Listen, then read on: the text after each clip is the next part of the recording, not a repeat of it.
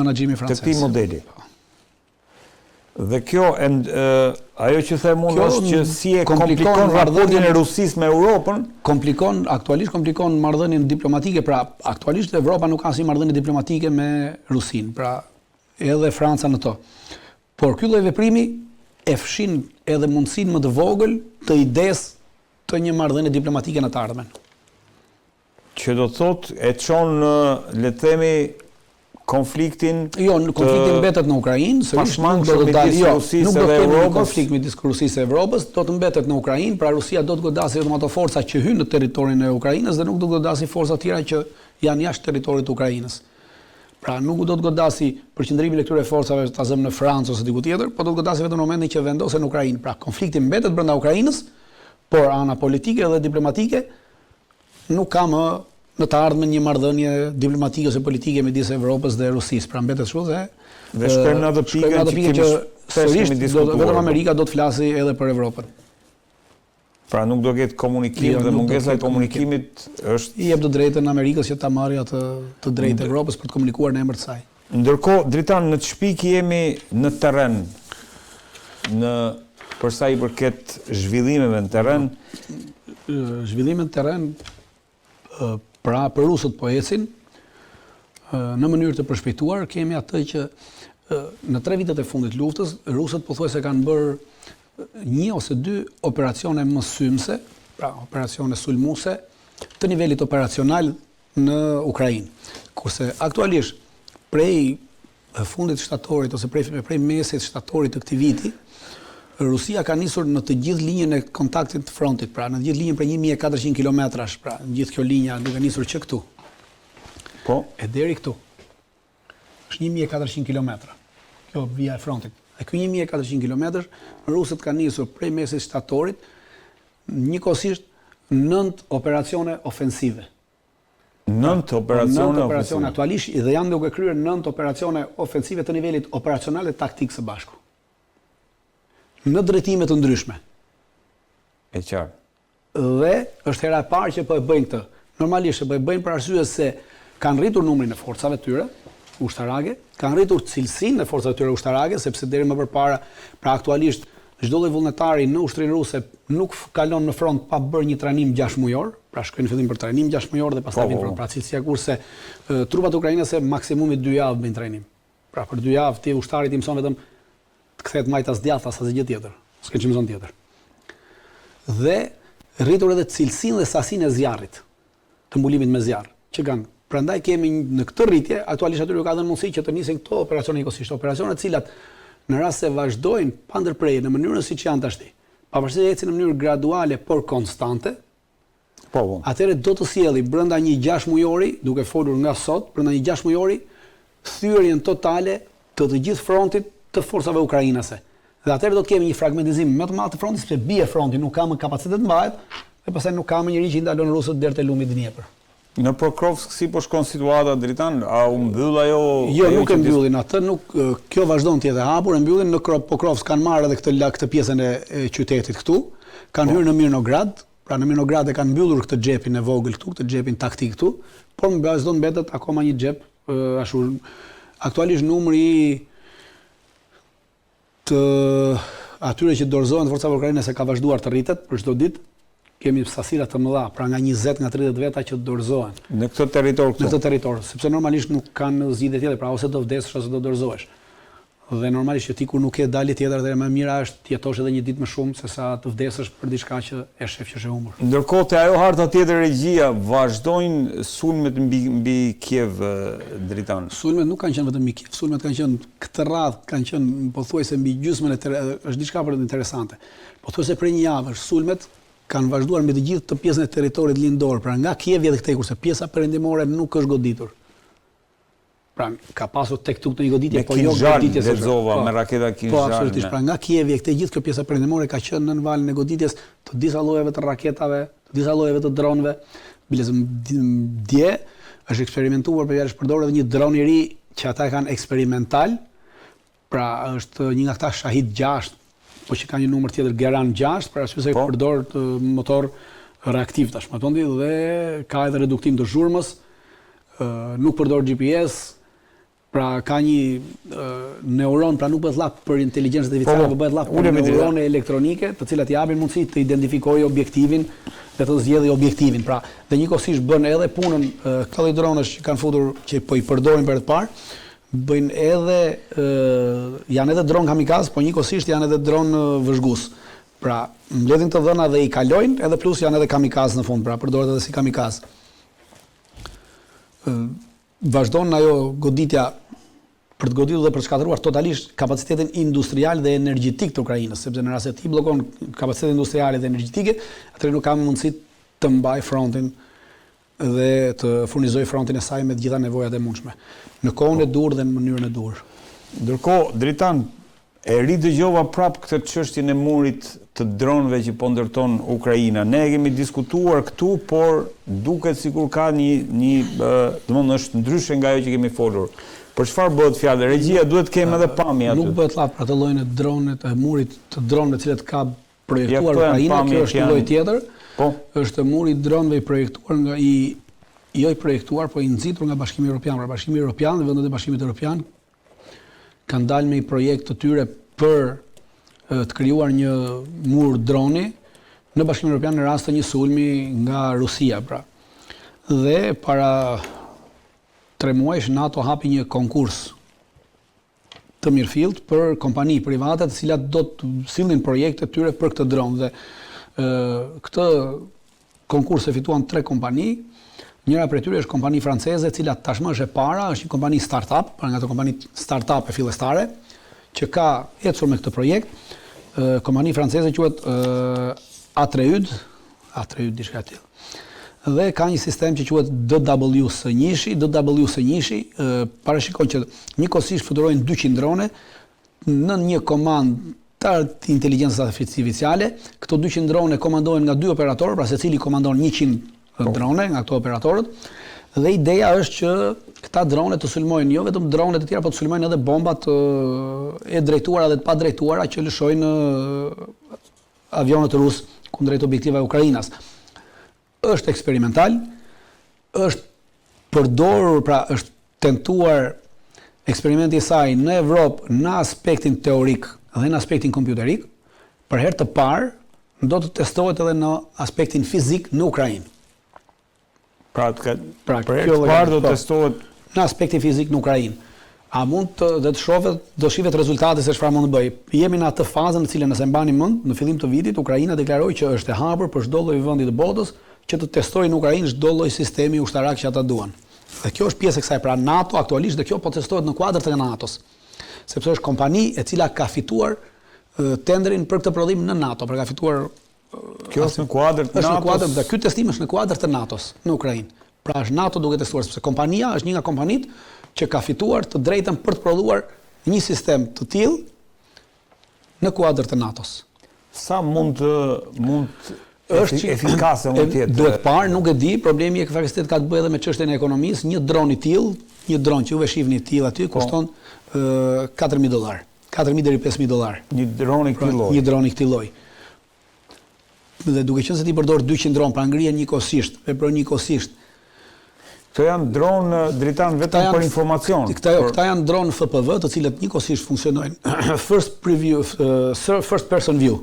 Pra janë dronë që përdoren me atë që vjen me syze që vjen dhe ti i drejton në mënyrë. Prandaj quhen first person view, pra dronë që komandohen nga një person që ka direkt first person view. Dhe përdoren për të goditur, përdoren edhe për të goditur, po përdoren edhe për të mbledhur informacion. E qartë, si funksionon, pse quhet mur fjala vjen? Po sepse funksionojnë në grup, pra shitet shefta, ngrihen 100 dronë njëkohësisht. Dhe këta 100 dronë ecin në blok. Janë të integruar dhe kanë secili funksionin. Në momentin që identifikojnë një objekt ajror, ta zëm, siç po bizedohet një raketë ose një bombë, atëherë këta e sulmojnë bombën. Pra 1-2 prej këtyre dronëve 3, këta kanë edhe kështu përmbajtje eksplozivi, pra nuk di sa gram eksploziv kanë brenda, dhe godasin bombën dhe pretendohet që këta të arrin të shkatërrojnë këto bombat në ajër. Është një sistem që thashë nuk është përdorur asnjëherë. Për herë të parë po testohet në Ukrainë. Po përse po testohet tash ky sistem? Po testohet për arsye se para 2 ditësh Rusia miratoi krijimin e një nuk mund ta quajmë edhe armë të re, krijimin e një force të re, forca e mjeteve të pa pilot, pra të dronëve. E ka krijuar si forcë më vete. Pra siç janë forcat ajrore, forcat toksore, forcat detare. Po, u bë dhe edhe kjo është forcë më vete. Forcë unmanned, që quhet, pa pilot. Po, është forcë më vete e krijuar, pra. Është themeluar me kohë, po u deklarua publikisht para 2 ditëve. Si forcë robotësh? Absolutisht, funksionon me të gjitha, pra është forcë unmanned, pra pa pilot dhe llogaritet për të gjitha mjetet pa pilot në tokë, në ajër dhe në det. Pra këtë punë bën. Dhe brenda kësaj force ka një sektor të caktuar i cili është sektori i luftës së dronëve kundër dronëve. Pra kur ne themi kështu, duket sikur po flasim për fantashkencë, kemi parë dikur filma fantashkencor, po ky është realiteti që po ndodh aktualisht në terren në Ukrainë. Pra ky sektori merret me dron, të cilët identifikojnë dron Ukrainas në terren dhe e rrëzojnë dronin Ukrainas.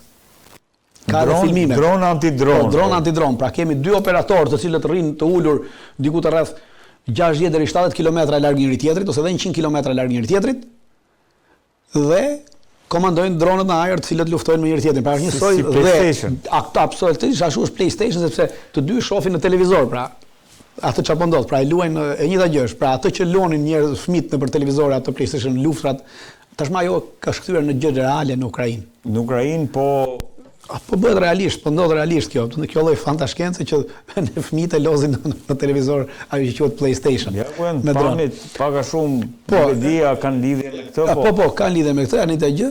Në këtë mënyrë qëndron operatori dritan edhe ky është një operator për një dron, pra ky është në terren direkt. Normalisht që nuk duhet të qëndrojë kështu, operatorët janë të dy operatorët, edhe ata ukrainas edhe ata rus, janë në për dhoma të mbyllura, në për ambiente të mbyllura, pra nuk qëndrojnë në ambiente të hapura, për arsye se një nga detyrat e dyja palëve është identifikimi i qendrës së komandimit. Te aty është truri. Dhe rusët kanë edhe një njësi tjetër brenda kësaj force që kanë krijuar për identifikimin e vend komandave dhe vend lëshimit të dronëve. E qartë. Pra jemi në këtë luftën e inteligjencës artificiale, teknologjisë. Pra, këtu aktualisht kemi kaluar në këtë pikë. Por e frikshme çfarë po ndodh në realitet, sa e ka transformuar ushtrinë. Shiko, çështja e dronëve ka transformuar totalisht rolin e ushtrisë, ka transformuar totalisht mënyrën dhe konceptin e të bërjes luftës aktualisht sot, mënyrën e lëvizjes luftës, të përqendrimit trupave, të formacioneve, të mënyrës së lëvizjes formacioneve, të mënyrës së goditjeve, pra ka ndryshuar totalisht operacioni në nivelin operacional dhe taktik. Pra këto lloj dronësh. Edhe taktik? Edhe taktik, sepse ti ke, pse kemi taktik, sepse çdo njësi aktualisht ka një ose dy operator dronësh. Pra çdo skuadër, çdo tog ka 1, 2 ose 3 operator dronësh, të cilët dhe çdo njësi mund të ketë 20, 30 dronë. Ka njësi që kanë edhe 100 dronë. Çfarë është dritan se mund të flasim kur them njësi, unë them çdo skuadër, pra skuadër me sa persona. Pra një skuadër ka 11 veta, një skuadër ka 11 veta dhe kësaj skuadre atashohet 1 ose 2 operator dronësh. Dhe kjo skuadër mund të kenë posedimin e saj nga 2, 3 deri në 20, 30 dronë, pra varet se sa kanë kapacitet të mbajnë në këtë aspekt. Dhe këto dronë përdoret, pra kemi dronin në të gjitha nivelet dhe ky është niveli taktik, skuadra, toga, kompania, batalioni dhe brigada i përkasin nivelit taktik, kurse divizioni dhe armata i përkasin nivelit operacional. Dhe secila nga këto ka njësitë e veta të dronëve që operojnë në nivele të ndryshme. Këtu është Zelenski në terren, normalisht këto janë, më duket se ka shkuar. Po nuk ka rëndësi, këto janë gjëra që bëjnë nga të dyja palët për të rritur moralin e forcave të tyre. Pra është kjo ka ndodhur që me luftrat e para të njerëzimit, deri me luftrat e para të njerëzimit, komandantët ishin gjithnjë në bazë të luftës, me ndryshimin e taktikave të luftës, me futjen e armëve të gjata, me futjen e topave, armëve të cilat ti mund të godasësh edhe pa parë armikun, ka ndryshuar tashmë komandantët e luftës nuk rrinë në vijën e parë të frontit, por rrinë më të tërhequr, por gjithnjë vizitojnë vijën e parë të frontit, pra ka ekzistuar gjithnjë kjo, kemi parë gjitha këto gjatë luftës parë, gjatë luftës dytë, pra nuk është diçka që që është për tu theksuar, e bëjnë edhe rusët edhe Ukraina, si të kemi parë shpesherë edhe Putinin edhe shefin shtabit tij që të shkojnë nëpër pika. Vishën me kamuflazh dhe paraqiten. Është një sjellje normale për të mbajtur dhe për të rritur atë moralin e forcave të tua dhe për treguar që ti je pranë tyre edhe pse ndodhesh me kohë gjatë me mijëra kilometra larg. Nëse po rezistenca po vazhdon Dritan, apo është në shiko, kemi të bëjmë me një rezistencë e cila është një rezistencë vetvrase, një rezistencë e pa kuptimt, me humbje njerëzish të pa justifikueshme.